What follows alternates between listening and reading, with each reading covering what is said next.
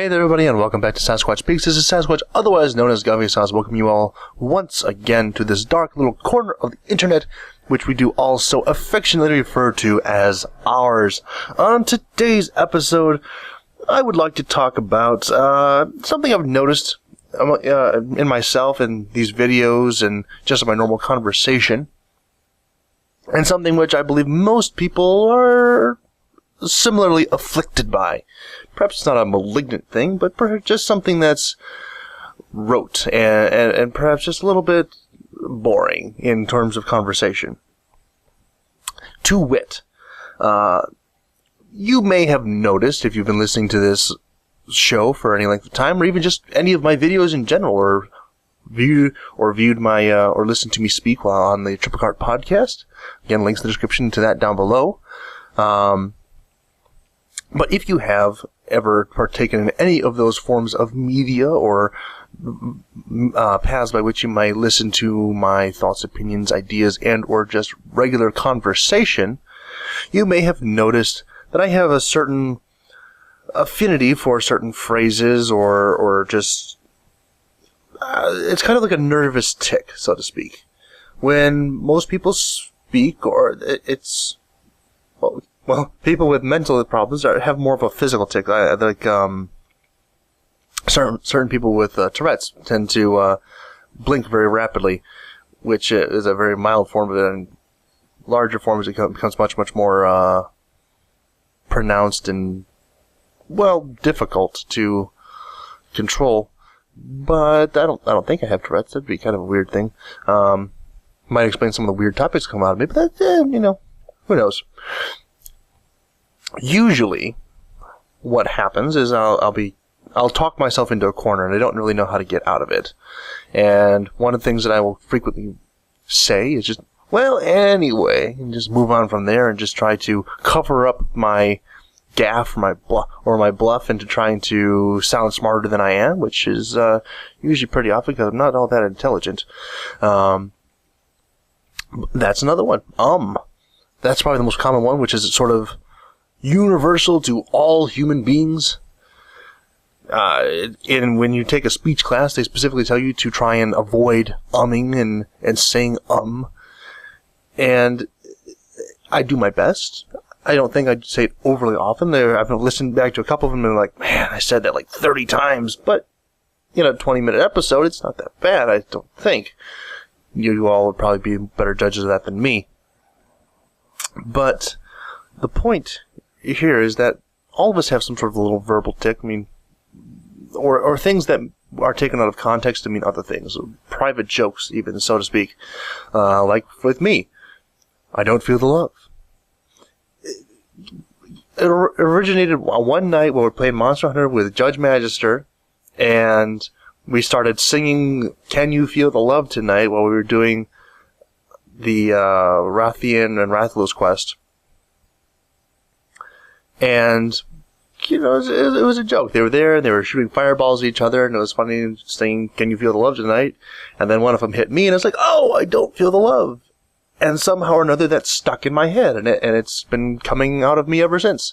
I don't feel the love, or I feel the love is strong here, or something to do with love. It's kind of almost getting to the point of being a catchphrase, as weird as that is.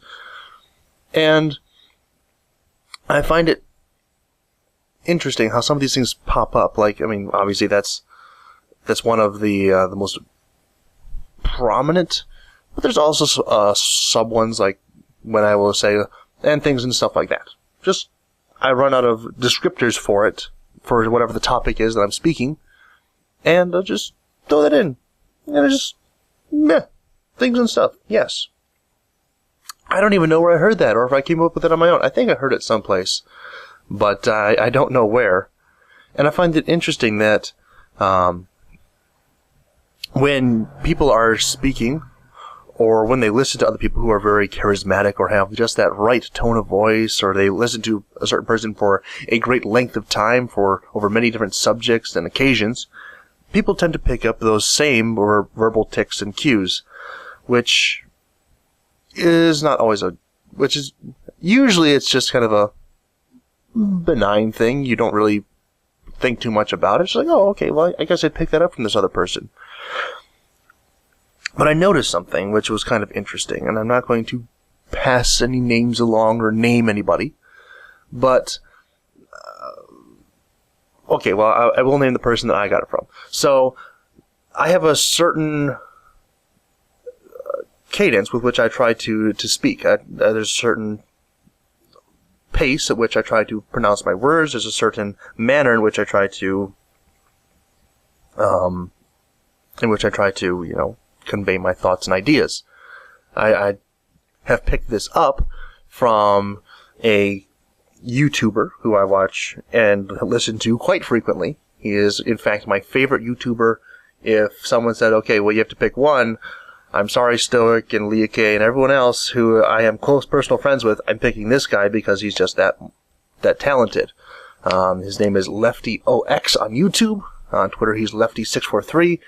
He operates under the umbrella of 643 Productions, and he is just a spectacular commentator.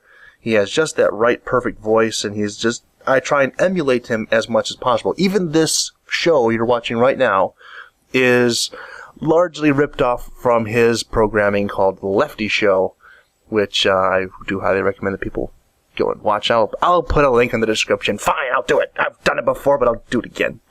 It's just that good. Crap. But for people who would otherwise have no idea who he is, because he's not that big. I think he has like 100,000 subscribers or something like that. And he just doesn't... And I think he actually just lost a bunch of them because of some personal stuff that he's going through with some other people on YouTube who are much larger than him. And it was very difficult for him to try to deal with all that. But good shows. Anyway, I don't care. The point is... There's perhaps another one of those verbal tics trying to get back on point. The point is that in my intentional emulation of his verbal cues and tics and his cadence with which he speaks and the stresses and emphasis which he does, which is not very easy. It doesn't come across anywhere near as good as he does it because he was kind of born into it. He's from Chicago. And so he has just not a very strong Chicago accent, but just enough of one that it makes it very difficult for a Michigander person like me to emulate. And I'm usually very good at accents and things like that, but his is very difficult. And he has he has a lot of things that I would never, ever say, and I would intentionally prevent myself from doing so.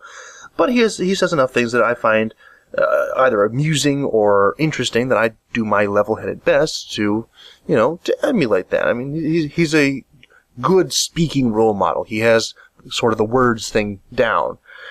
But I find it interesting that even as poor a job as I do in emulating him, there are certain other people who I watch who apparently watch me as well, in that I see them emulating my poor attempt at emulating him. And I know it's the difference because I can tell the difference between me and him, and I can tell the difference between me and them. And it's very interesting, humbling actually, to find that there are people who are trying to copy my copy. I guess it speaks very highly of how strongly his talent is conveyed, in that when someone who is untalented tries to copy it, other people try and copy the copy. It speaks very highly of him, I suppose. But I guess he says he copies someone else too, so I guess there's really no real end to this chain. He says he copies Joe Rogan, if anyone who knows who that is. I don't, but he does. But it's interesting that when you try to match a person's cadence or tone, and I'll never get his exact wording down. I don't want to. I'm a different person. It's just a template from which to build upon. I personally tend to speak much, much more quickly than he does. That's a sort of a curse of living in Michigan, and also some other things I did when I was younger.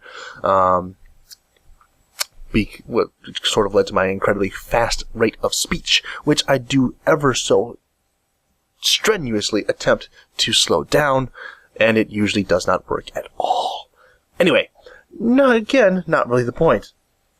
I'm not even sure if there is a point today, other than the fact that I have this apparently great amalgam of strange words that come forth from my mouth for no other reason. Usually which are taken completely out of context, or even proper social setting. An excellent example is while I was in South Africa, I was able to learn a small portion of the Afrikaans language. And by small, I mean I think I know 5 words, maybe. I know the words for South Africa, which Suid-Afrika. Let's see. There's, well, I know Jesus, which is Jesus, which is not all that different at all. And the big ones that I know, and which kind of stuck with me, are the words for thank you. The words for thank you are "by donkey," which is actually thank you very much, and thank you just be donkey. And somehow or another, in passing, just saying it for not even the full month that I was there, just trying to be, respectful to the culture and try and blend in as much as possible and soak it up, so to speak. While I was there, I apparently said it enough that it became reflexive. And so even now when I came back to the States, more often than not, if I'm going to thank you for something, I'm going to thank you in Afrikaans, and I don't know why. And I have people, what did you say? And I'm so sorry. It's a strange language I picked up somewhere else, and this is what it means. Or even in English, and in American English, one of the things which has been picked up by a great many people is certain Spanish phrases like por favor, just please, and gracias, or muchas gracias, or just little bits of Spanish which come in and invade our English language. Well, we don't really have an English language in America. It's America, which is also part of the verbal tics and cues, which have sort of invaded what ought to be proper language. And I'm often reminded of the old movie My Fair Lady with Audrey Hepburn. And the song, why can't the English learn to speak? The English were... It's interesting how English is one of the most easily perverted language. I don't know if that's the right word, but it's one of the most easily altered. In that most people who know English know some... I mean, Americans know American. We don't know English. We know American. But American is so permeated with all these other expressions and things that are from other languages and cultures that most of us know enough of other languages to get us in trouble. Let's put it that way. That's a good way of expressing that idea that while we don't know anything other than American English, which is very different than actual English, let's just acknowledge that. I'm willing to admit that I do not actually speak English. I'm a little bit chagrined to admit it, but it's a thing that happened. But in accepting that Americanized English, you also accept a great deal of foreign phrases, or foreign phrases, but just phrases from different languages. Like I said, probably the predominant one here in America would be Spanish. There's a little bit of German I know that comes in, or at least it comes in with my group of friends in real life. Not so much my Monster Hunter group, but in my in real life friends, there's a bit of German that gets thrown around, and it's interesting how all these little verbal cues and tics can be both societally accepted and locally emulated. And by locally, I don't mean within 20 miles. I mean just within a group of friends or group of people who mutually understand, who mutually interact, and then are able to pick up on those little things. And it's almost interesting how the don't feel the love thing has not been picked up by any of my Monster Hunter friends. Stoic Deviant, he acknowledges it, but he never says it. And many of the other people who I play with, Lieke and Judgemagister, never picked never picked it up, or Ivy or anyone else who...